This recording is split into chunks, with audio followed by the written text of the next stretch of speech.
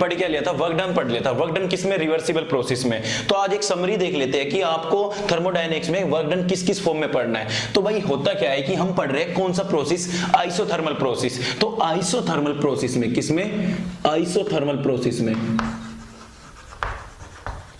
Isothermal process में पढ़ना क्या क्या है आपको, दो पढ़ने, एक कौन सा, एक रिवर्सिबल में और एक दूसरा किसमें, इरिवर्सिबल में। किसमें, रिवर्सिबल में। तो पहला आता है किसमें, रिवर्सिबल में। और रिवर्सिबल में क्या पढ़ना है, दो फॉर्म में, एक क्या, एक्सपेंशन, और दूसरा क्या, कंप्रेशन।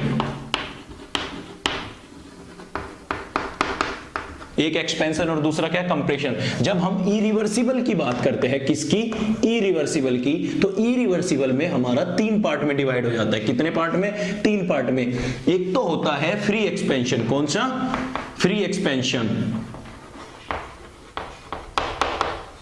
सेकंड इसमें आ जाता है इंटरमीडिएट, मतलब हम जो प्रेशर अप्लाई कर रहे हैं वो इंटरमीडिएट फॉर्म में है। तो इंटरमीडिएट कंडीशन में भी दो आ जाते हैं, कितना, इंटरमीडिएट कंडीशन में।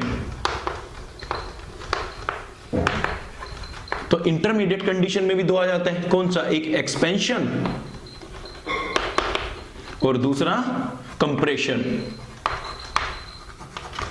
ठीक है, तो अब बात करते हैं भाई, पहले तो मैं तुम्हें बता दिया था कि रिवर्सिबल और इरिवर्सिबल प्रोसेस क्या होते हैं। भाई रिवर्सिबल प्रोसेस वो होते हैं जो कि एक स्टेप वाइज मैनर में होते हैं, जिसमें पी एक्सटर्नल और पी इंटरनल दोनों क्या होते हैं, थोड़े सिमिलर टाइप के होते हैं, या पी अपोजिट या ड्राइविंग फोर्स दोनों होती है, वे दोनों के बीच में जो डिफरेंस होता है बहुत ही कम होता है। या मैं इसको लिख सकता हूं कि जो इसमें पी एक्सटर्नल होता है वो इक्वल टू होगा पी अपोज के, पी एक्सटर्नल या पी डायनेमिक, इंटरनल प्रेशर, क्या, इंटरनल प्रेशर।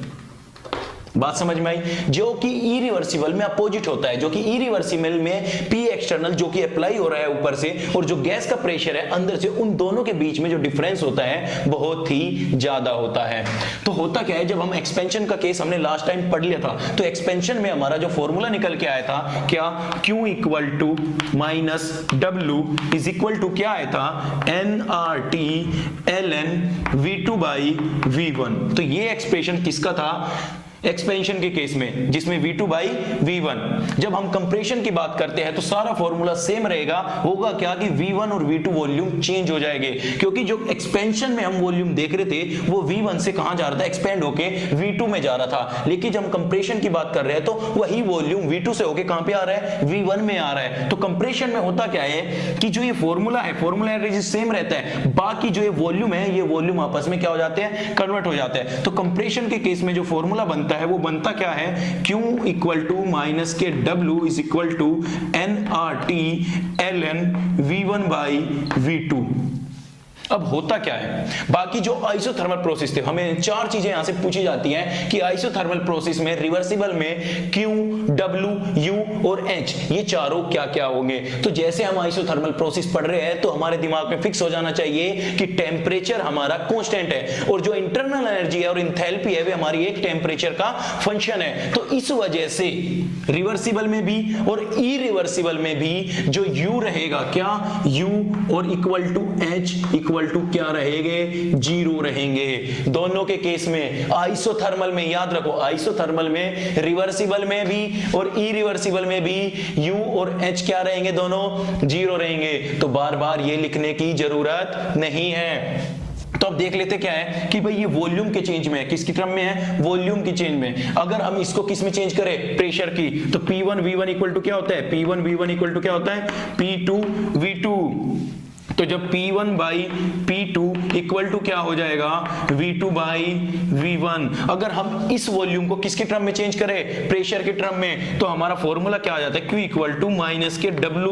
भाई कंफ्यूज होने की जरूरत नहीं है, जो माइनस साइन इधर था मैं किधर ले लिया है, माइनस W लिख दिया है। जो कि आपको पता होना चाहिए कि एक्सपेंशन में work done by the system होता है, तो वर्क हमेशा हमेशा कैसा आएगा, नेगेटिव आएगा। और Q इक्वल टू क्या होता है, W, तो Q कैसा आ जाता है, इसमें पॉजिटिव आ जाता है। तो बात क्या करते हैं, Q equal to minus W is equal to nRT ln P1 by P2। तो ये जो फॉर्मूला निकल के आया ये किसकी टर्म में निकल के आया, प्रेशर की टर्म में। फिर बात करते हैं यहाँ पे, तो कंप्रेशन में जो प्रेशर की टर्म में फॉर्मूला होगा तो वो क्या होगा, Q equal to minus W is equal to nRT ln क्या होगा P2 बाई P1, क्या होगा भाई P2 बाई P1। तो ये दो फॉर्मूले, चार फॉर्मूले निकल के आ गए, किससे, रिवर्सिबल आइसोथर्मल प्रोसेस से।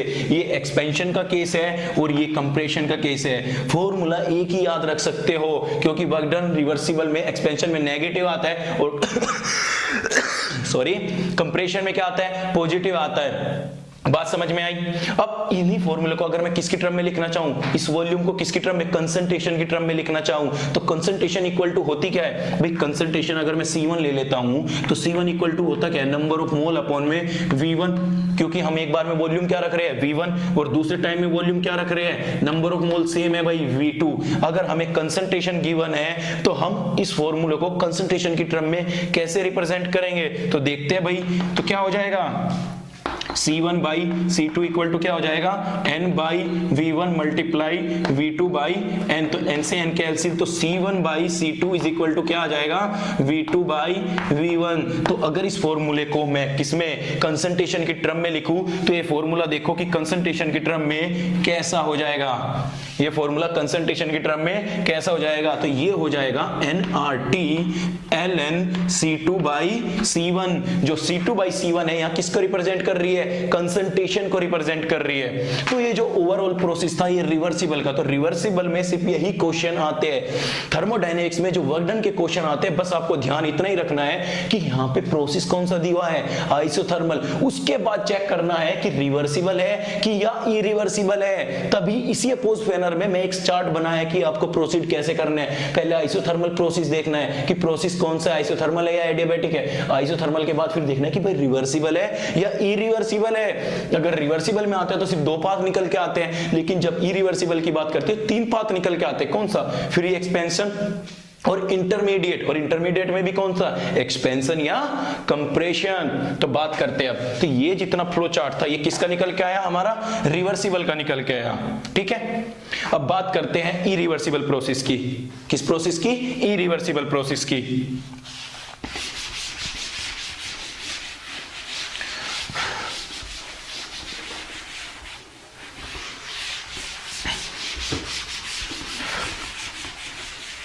भाई जब फ्री एक्सपेंशन की बात बोल दी है, किसकी, फ्री एक्सपेंशन की, तो फ्री एक्सपेंशन का मतलब है कि जो P अपोजिट है वो हमारा क्या है, इस केस में जीरो है। तो इस केस में होता क्या है कि जो P अपोजिट है, मतलब जो प्रेशर उसके अपोजिट डायरेक्शन में लग रहा है वो इक्वल टू क्या है, जीरो, क्योंकि हमारी एक्सपेंड फ्री कर रहा है, उसका कोई अपोजिट प्रेशर नहीं है। जब P अपोजिट जीरो हो गया तो वर्क डन का फॉर्मूला क्या होता है, वर्क डन इक्वल टू होता है minus P opposite into dV। जब हमारा P अपोजिट जीरो हो गया तो वर्क डन हमारा कितना हो गया, जीरो, और वर्क डन इक्वल टू होता क्या है, Q। तो एक बात नोटिस की, देखो क्या बात नोटिस की, जो फ्री एक्सपेंशन का केस आता है उसमें U इक्वल टू भी जीरो, उसमें H इज इक्वल टू भी जीरो, उसमें वर्क डन इक्वल टू भी जीरो, और उसमें Q इक्वल टू भी जीरो। तो यहीं से क्वेश्चन निकल के आ जाता है। क्या क्वेश्चन आता है कि ऐसा कौन सा थर्मल आइसो प्रोसेस है कि जिसमें चारों की चारों टर्म जीरो होती है, या फिर तुमसे पूछ लेगा कि फ्री एक्सपेंशन के केस में U, H, W और U की वैल्यू कितनी होती है, डिफरेंट डिफरेंट टाइप के फॉर्मूले देगा, लेकिन चारों की चारों चीजें क्या है, यहाँ पे जीरो है। तो ये एक नंबर में पूछ लेता है। अब बात करते हैं एक्सपेंशन की या कंप्रेशन की। भाई एक्सपेंशन होगा तो एक्सपेंशन में होता क्या है, जब एक्सपेंड गैस कर रही है तो जो इंटरनल प्रेशर है, इंटरनल प्रेशर किसको बोल रहा हूं मैं, इंटरनल प्रेशर, ये जो गैस का प्रेशर है P1, और P2 क्या है यहाँ पे, अपोजिट प्रेशर है। भाई P2 क्या है यहाँ पे, अपोजिट प्रेशर है, और P1 क्या है यहाँ पे, इंटरनल प्रेशर है। भाई जब गैस एक्सपेंड करेगी, ऊपर जाएगी, तो इस केस में होगा क्या, इस केस में P1 ग्रेटर देन कितना होगा, P2। इसमें कितना होगा, P1 ग्रेटर देन P2 होगा। जब कंप्रेशन की बात करेंगे तो कंप्रेशन में होगा क्या, P2 ग्रेटर देन कितना होगा, P1 होगा। अगर मैं एक्सपेंशन का फॉर्मूला निकालता हूं वर्क डन के लिए तो क्या आता है, तो वर्क डन इक्वल टू क्या होता है, माइनस के P dV। अब जब मैं इसको इंटीग्रेट करता हूं, कहां से वॉल्यूम V1 से V2 तक, तो वर्क डन हमारा कितना आ जाता है माइनस के P V2 माइनस के V1। और ये P जो एक्सटर्नल लगा है यहाँ पे प्रेशर कौन सा है, यहाँ पे ये P2 है। P2 यहाँ पे क्यों आया, P2 इसलिए देखो यहाँ पे क्वेश्चन में मिस्टेक यही होती है, इरिवर्सिबल प्रोसेस में तुम मिस्टेक कहां करोगे, जो बाहर ये टर्म है ना प्रेशर की, इसको लेने में दिक्कत करोगे। होगा क्या भाई, जो प्रेशर अपोज कर रहा होगा, जो प्रेशर अपोज कर रहा होगा, जैसे देखो यहाँ पे क्या है P1 ग्रेटर देन P1 है, एक्सप्रेशन के केस में क्या होगा कि P1 ग्रेटर देन P2 है, तो जब P1 ऊपर को एक्सपेंड कर रहा होगा तो P2 क्या कर रहा होगा, उसके अपोज कर रहा होगा। तो वर्क डन के फॉर्मूले में जब तुम देखते हो कि work done equal to minus के P opposite into del V, तो उसमें जो अपोजिट प्रेशर है वो होगा P2। जैसे ही मैं कंप्रेशन की बात करता हूं, जैसे ही मैं कंप्रेशन की बात करता हूं, तो उसमें होता क्या है कि P2 ग्रेटर देन P1 हो जाता है। तो जब P2 नीचे को जा रहा होगा तो P1 उसको क्या कर रहा होगा, ऊपर को अपोज कर रहा होगा, ऊपर को अपोज कर रहा होगा। तो कंप्रेशन के केस में जो फॉर्मूला बनता है वर्क डन का, क्या बनता है, तो इस केस में जो फॉर्मूला आ जाता है वर्क डन का, तो वर्क डन इक्वल टू आ जाएगा माइनस के P1 V1 माइनस V2, क्या आ जाएगा V1 माइनस V2, क्योंकि एक्सपेंड कर रही है वॉल्यूम की टर्म भी चेंज होगी, V1 से V2 आएगी।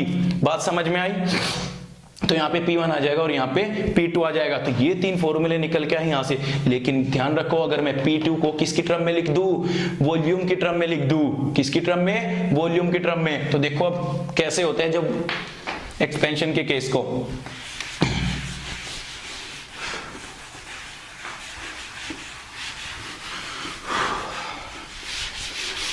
होगा क्या, जब एक्सपेंशन के केस में हमारा फॉर्मूला निकल के क्या आया कि work done is equal to minus के P2 V2 माइनस के V1। ठीक है, अब हम आइडियल गैस का केस ले रहे हैं, किस गैस का, आइडियल केस का। तो हम कर सकते हैं P2 V2 equal to RT, क्या लिख सकते हैं RT, तो P2 इक्वल टू क्या आ जाएगा RT by V2, RT by क्या आ जाएगा। अब ये P2 की वैल्यू हमें कहां पुट करनी है, इस फॉर्मूले में। तो वर्क डन का हमारा फॉर्मूला निकल के क्या आ जाएगा माइनस के RT by V2 minus V1। इस V2 को अंदर ले जाओ, work done equal to minus के RT 1 माइनस के V1 बाई V2।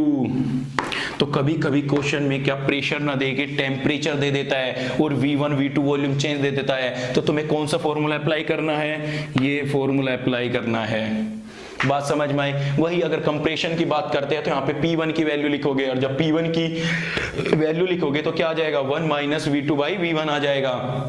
तो इस फॉर्मूले से एक फॉर्मूला याद होगा तो आपको कंप्रेशन में बस उसको अपोजिट ही करना है। तो ये एक नया फॉर्मूला निकल के आ गया, किसका, वर्क डन का। तो टोटल जो आइसोथर्मल प्रोसेस था, आइसोथर्मल एक ओवरव्यू दे देता हूं तुम, क्योंकि पहले क्या जो आइसोथर्मल प्रोसेस था, आइसोथर्मल दो पार्ट में डिवाइड हुआ, एक रिवर्सिबल में और दूसरा इरिवर्सिबल में। जो रिवर्सिबल में डिवाइड हुआ, एक कंप्रेशन बना और एक एक्सपेंशन बना, और एक्सपेंशन के केस में जो फॉर्मूला है वर्क डन का nRT माइनस, क्योंकि एक्सपेंशन का केस है तो वर्क डन क्या होगा, नेगेटिव होगा, तो minus nRT ln V2 by V1 आता है। जब कंप्रेशन के केस में करते हैं तो वॉल्यूम चेंज हो जाता है लॉगरिथम में। तो इतना केस था किसका, रिवर्सिबल प्रोसेस में। जब तुम इरिवर्सिबल में आते हो तो क्या मिलता है, पहले फ्री एक्सपेंशन मिलता है।